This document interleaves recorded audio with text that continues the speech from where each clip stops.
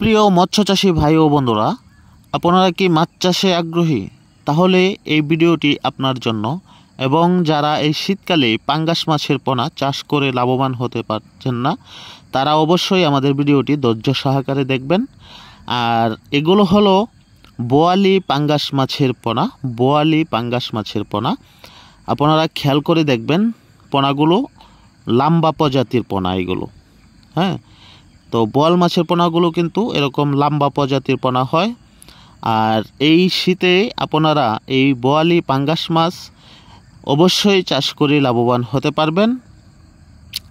বিস্তারিত জানতে আমাদের ভিডিওটি ধৈর্য সহকারে দেখুন। আর দেশের বাহির থেকে যারা আমাদের ভিডিওটি দেখছেন, অবশ্যই আমাদের চ্যানেলটি সাবস্ক্রাইব করে দেবেন। কমেন্টের মাধ্যমে আপনাদের মূল্যবান মতামত জানাবেন। এই টাইপের পোনাগুলো আমরা বাংলাদেশের বিভিন্ন জেলায় হোম ডেলিভারি দিয়ে থাকি, অথবা সরাসরি আমাদের হ্যাচারি থেকে এসে পোনা সংগ্রহ করতে পারবেন।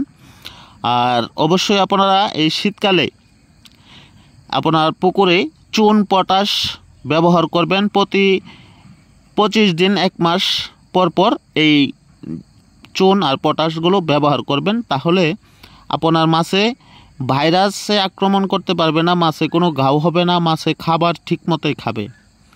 আর অবশ্যই পুকুরের পানি কীরকম, আপনার অনেকের পুকুরের পানি অনেক খাবারে নষ্ট হয়ে যাচ্ছে, পানিতে অনেক প্রয়োজন দেখা যায়। হ্যাঁ, মনে করেন পানি শীতে অনেক সবুজ হয়ে যায়, অনেক গাঢ় হয়ে যায়।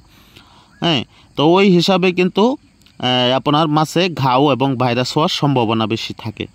আর যদি চুন পটাশ লবণ প্রয়োগ করেন, তাহলে আপনার পানিটা মোটামুটি নিয়ন্ত্রণে থাকবে, আপনার মাছের কোনো প্রবলেম হবে না, মাছের পোনা খাবার খাবে খুব সুন্দর।